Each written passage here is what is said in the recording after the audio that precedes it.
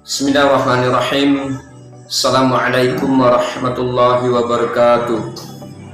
Alhamdulillahirabbil alamin. Wassalatu wassalamu ala asyrofil anbiya'i wal mursalin wa ala alihi washabihi ajma'in, amma ba'd.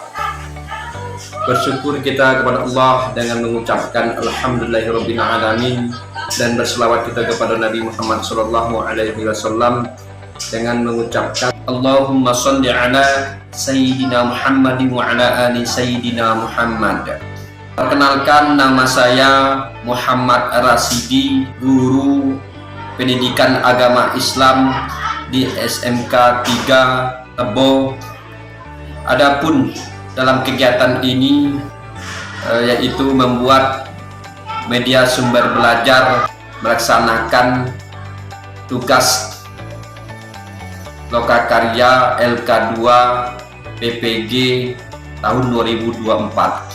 Adapun judul materi dalam tugas ini yaitu menghindari sikap takabur dan hasad. Yang pertama yaitu sikap takabur. Sikap takabur adalah sikap seseorang yang menunjukkan sikap sombong atau merasa lebih kuat, lebih hebat dibandingkan dengan orang lain. Orang takabur selalu meremehkan dan merendahkan orang lain, tidak mau mengakui kehebatan dan keberhasilan orang lain, dan menolak kebenaran. Pendapat orang lain dianggap tidak ada gunanya, dan tak tahu mau menerima saran dari orang lain.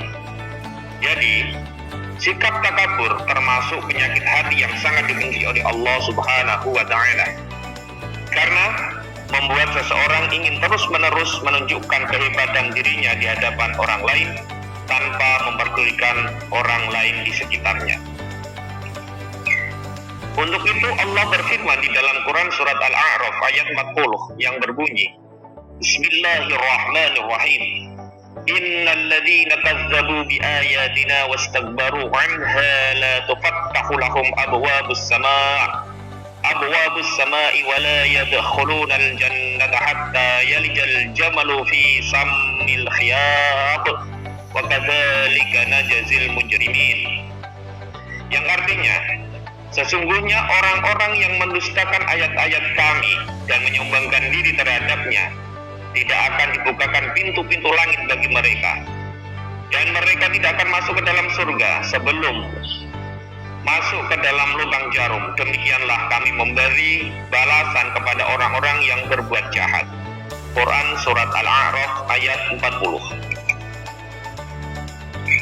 Bahkan dalam Quran surat Al-A'raf ayat 36 secara tegas dinyatakan bahwa orang takabur akan dimasukkan ke dalam nerakanya Allah. وَالَّذِينَ كَذَّبُوا بِآيَاتِنَا وَاسْتَكْبَرُوا عَنْهَا أُولَئِكَ أَصْحَابُ النَّارِ هُمْ فِيهَا خَالِدُونَ. Yang artinya, tetapi orang-orang yang mendustakan ayat-ayat kami dan menyombongkan diri terhadapnya, mereka itulah penghuni neraka dan mereka kekal di dalamnya sampai kapanpun. Quran surat Al-A'raf ayat 36. Ayat tersebut di atas diperkuat dengan sabda Nabi Muhammad sallallahu alaihi wasallam yang diriwayatkan oleh Imam Muslim.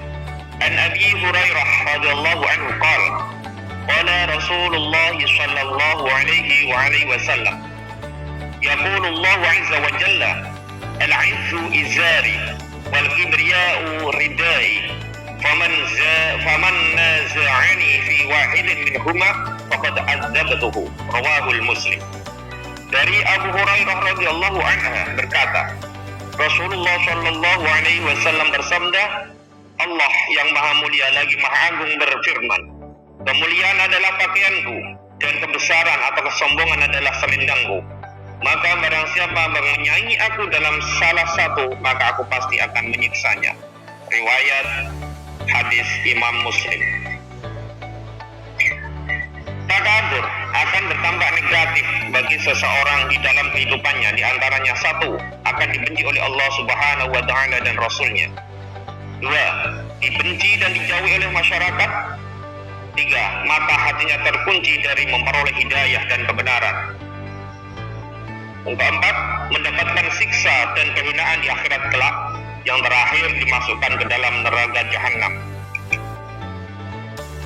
Adapun cara menghindari sifat takabur diantaranya adalah satu, menyadari kekurangan dan kelemahan dirinya dibanding dengan kekuasaan Allah Subhanahu wa Ta'ala.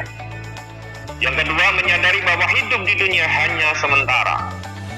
Yang ketiga, berusaha selalu menghargai orang lain. Yang keempat, bersifat rendah hati atau tawadhu. Yang terakhir, ikhlas dalam melakukan ibadah kepada Allah Subhanahu wa Ta'ala. Bahasan yang kedua yaitu adalah hasad. Hasad adalah sifat seseorang yang merasa tidak senang terhadap kebahagiaan orang lain karena memperoleh suatu nikmat dan berusaha menghilangkan nikmat tersebut. Sifat ini muncul pada diri seseorang dikarenakan adanya rasa benci terhadap segala sesuatu yang dimiliki oleh orang lain, baik berupa harta, benda maupun jabatan. Misalnya, ketika ada teman memberi gadget baru, kita merasa tidak senang dengan keadaan tersebut, sedangkan kita belum bisa mempunyai barang tersebut itu, dan disebarkan kejelekannya, maka itu dinamakan hasad. Perlu diperhatikan bahwa ada dua sifat hasad dibolehkan oleh Allah Subhanahu wa Ta'ala berdasarkan sabda Nabi Muhammad sallallahu alaihi wasallam. An Abdullah bin Mas'ud radhiyallahu anhu qala an-nabiy sallallahu alaihi wasallam la hasada illa fi isnatain rajulun ataahu Allahu malan fasallatahu ala malakatihi bil haqq wa rajulun ataahu Allahu al-hikmata fahuwa yaqdi biha wa yu'allimuha. Rawahu Ahmad. Dari Abdullah bin Mas'ud radhiyallahu anhu berkata, Nabi Muhammad sallallahu alaihi wasallam bersabda, tidak boleh hasad kecuali pada dua orang. Yang pertama adalah orang atau seorang pemuda yang diberi harta kekayaan oleh Allah lalu digunakan untuk menegakkan hak dan kebaikan. Yang kedua, orang yang diberi oleh Allah Subhanahu wa Ta'ala hikmah atau ilmu lalu diamalkan, diajarkan kepada orang lain. Hadis riwayat Imam Ahmad dan berada di Sahih. Allah Subhanahu wa Ta'ala secara tegas melarang sifat hasad. Sebagaimana Quran surat An-Nisa ayat 32, A'udzu billahi minasyaitonir rajim. Bismillahirrahmanirrahim. Wa la tatamannaw ma faddalallahu bihi ba'dakum 'ala ba'd. Lirrijali nasibun mimma iktasabu wa lin-nisa'i nasibun mimma iktasabna. Was'alullaha min fadlihi innallaha kana bikulli syai'in 'alima. Dan janganlah kamu iri hati terhadap karunia yang telah dilebihkan Allah kepada sebagian kamu atas sebagian yang lain. Dikarenakan bagi laki-laki ada bagian dari apa yang mereka usahakan, dan bagi perempuan pun ada bagian dari apa yang mereka usahakan. Mohonlah kepada Allah sebagian dari karunia-Nya.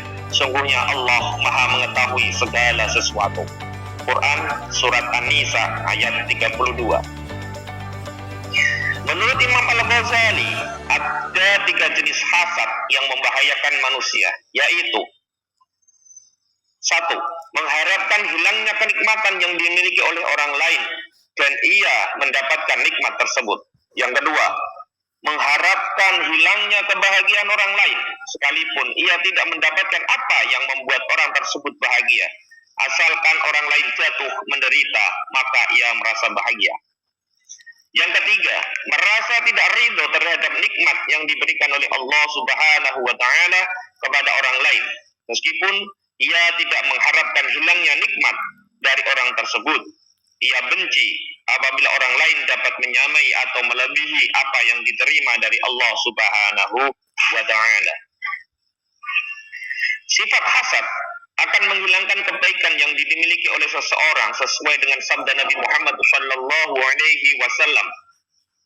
An Abi Hurairah radhiyallahu anhu anna Nabiy sallallahu alaihi wasallam qala, "Iyyakum wal hasada, fa innal hasada ya'kulul hasanati kama ta'kulun narul hatabah." Rawahu Abu Dawud. Dari Abu Hurairah radhiyallahu anhu bahwa Nabi Muhammad sallallahu alaihi wasallam bersabda, Jauhilah sifat hasad atau dengki, karena hasad dapat memakan kebaikan seperti api memakan kayu bakar. Hadis riwayat Abu Dawud.